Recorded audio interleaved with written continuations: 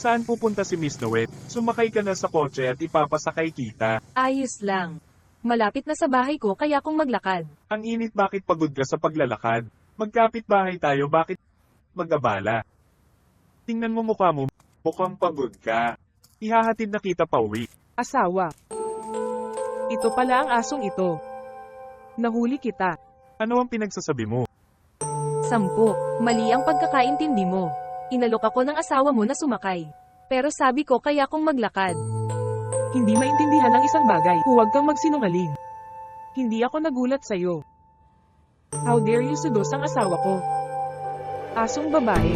Anong ginagawa mo? Bitawan mo yung kamay mo. Ano ang ginagawa mo kapag nataman mo ang mga tao? Makikinig ka ba sa akin? Diyos ko. Nakikipagrelasyon ka tapos bugbugin mo pa ang asawa mo. Gusto mo siyang ipagtanggol ngayon, hindi ba? 10. Pervert ka, lapiteng mababa ang lipad. 10. Kumalma ka. Kumalma ka. Ipagtanggol mo ito. Hindi kita kakausapin ng ganyan. Ikaw at ako ay may sasabihin mamaya. Tumigil ka. Hey, gusto mo bang tumakas ulit? May relasyon kayo ng asawa ko. Para makakuha ng pera, tama ba? Ikaw. Sinasabi ko sa'yo, hindi ko hahayaang mahulog ang pera ko sa bulsa ng isang malandi na babaeng tulad mo. Ikaw. Huwag mong sisihin ang iba ng ganyan. Nakipagrelasyon ka sa asawa ko tapos ngayon nakakaawa ka. Anong ginagawa mo? Noet. Anong nangyari, Noet? Anong nangyari? Hoy Tiyo Nam, Ano bang problema mo, Noet? tingnan mo ang iyong mahal na kapitbahay. Nakikipagrelasyon siya sa asawa ko at pinagmumura pa niya ako. Ate, anong pinagsasabi mo? Kuminahon ka, Noet. Nanganak ng bastardo. Hindi pa ba sapat ang nakita mo? Pero ngayon ay balak niyang manakawan ng asawa ng iba. Lahat ng sasabihin mo ay dapat may malinaw na ebidensya. Lumaki ka na at kailangan mong magsalita ng malinaw. Huwag magsalita ng walang kaparerekon. Umuwi na tayo, Noet. Hindi tayo dapat mag-usap sa mga taong hindi nakakaintindi. Umakyat.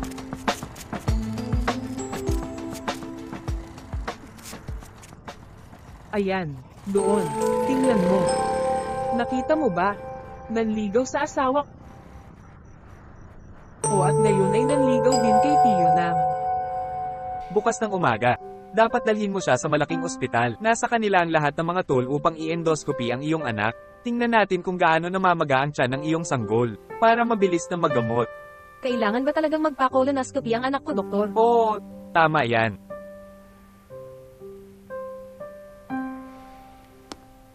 Mangyaring tulungan akong dalhin ang sanggol dahan-dahan at maingat. Kamusta ka? Mas maganda na ba ang pakiramdam mo ngayon? Ate Lua. Alam kong nahihirapan ka. May konting pera ako, kunin mo at alagaan mo ang anak mo. O hindi ako maglakas loob na tanggapin ang sa iyo. Huwag kang matakot. Walang anuman. Mag-aambag lang ako ng kaunting pera para maasikaso mo ang iyong mga anak. Huwag ka rin mag-alala.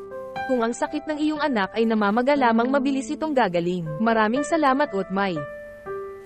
Lua. Oh my God, si Noet ay binugbog ni Moy. Oh. Ano ang pinagsasabi mo? Ano ang problema ng aking ina? Hindi ko alam. Nasaksihan ko. Nakita ko ang nanay mo na binugbog MUOI sa labas ng malaking tulay. Ano? Ang nanay mo binugbog ni Tita MUOI. Sinasabi ko sa'yo. Umuwi na ang nanay mo. Pero narinig kong sabi ni Tita Moy. Ang nanay mo ay nakikipagrelasyon sa asawa ni Tita Moy. Kaya naman binugbog ni Tita Moy ang nanay mo. Hindi gagawin niyon ng aking ina. Sinisiraan niya ang aking ina. Itong batang babae. Hindi ko alam kung anong nangyayari. Nakita ko talaga ang sinabi ko sa iyo. Kung hindi ka naniniwala sa akin, tanungin mo ang iyong ina.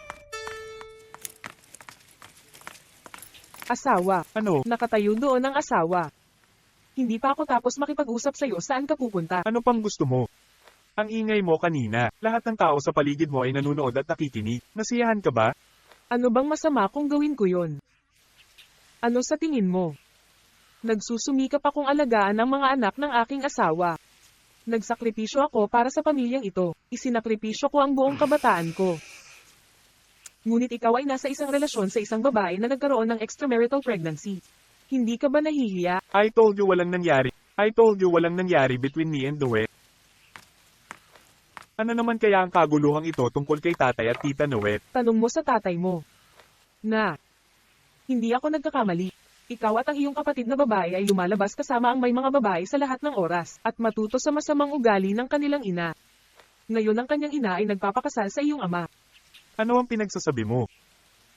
Inalok lang ni Itay na isakay si Tita Nuwet. Ganun lang talaga. Ngunit sinabi ng iyong ina na si Tatay at Tia Nuwet ay may relasyon. Kaya ano ang tungkol sa mensahe sa iyong telepono? Naaresto ka na at gusto mo pa itong tanggihan.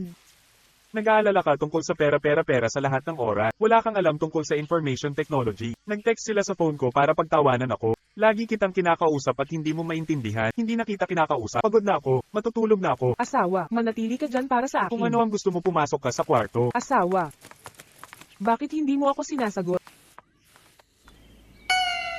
Nawet. Okay lang ba si Nawet? Huwag mo nang isipin ilipas din ang lahat. Sabay kayong uuwi.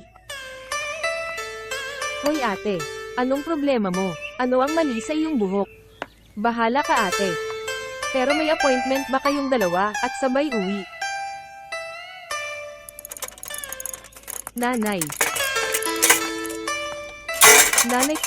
Nanay okay ka lang. Sinumpa ni Tita Moy ang kanyang ina, tama ba?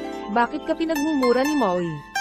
Nanay, sabihin mo sa akin, bakit sinabi ni Tita Moy na may karelasyon siya? Ano? Pangangalo niya.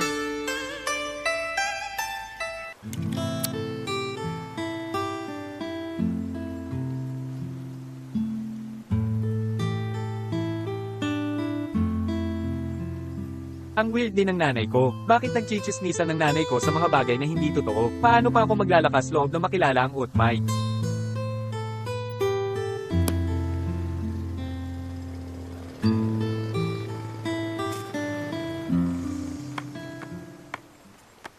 Bossip, panong ginagawa mo dito?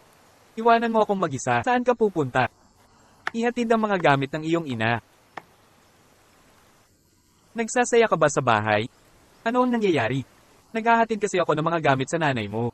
Kahit saan ako magpunta, naririnig ko ang mga taong nag-uusap. Ang kwento ng tatay mo at ng nanay ni Utmay. Tingin ko napaka nakakatawa ang kwentong iyon. Wala namang nakakatawa. Ikaw na bahala sa negosyo mo. Huwag mong sabihin yan. Sinabihan ako ng iba. Ginawa mo yun, bakit ang aggressive mo sa akin? Umalis ka. Tumigil ka.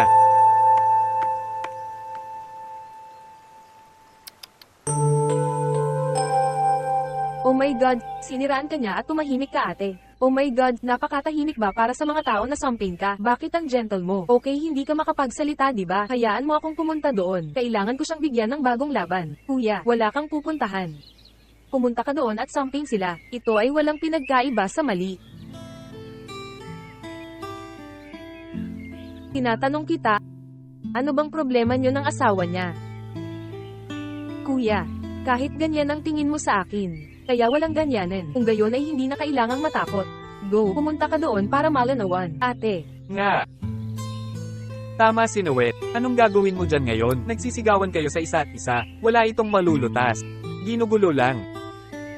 Dahan magkakaroon ng solusyon. Paano natin ito maiiwan? Ikaw. Kumusta kay Tiyong at Tita Noet? Ang lakas ng loob mong pumunta sa bahay ko. Nakatayo ka sa bahay ko, naniniwala ka bang winalis kita ng Wallace ko? Umuwi ka na. Huwag ka na dito. Nagkaproblema ang pamilya ko dahil sa nanay mo. Pupunta ka ba? Ay nako. Walang kinalaman sa akin yan. Sabihin mo sa nanay mo, huwag mo akong kausapin. Ang iyong ina ay nagsasalita ng masama tungkol sa aking ina sa lahat ng dako. Ang lakas ng loob mong pumunta sa bahay ko. Balak mong hayaan ang nanay mo na magsalita ng masama tungkol sa akin. Nanliligaw sa kanyang anak. Ngunit iyon. Makinig ka sa akin.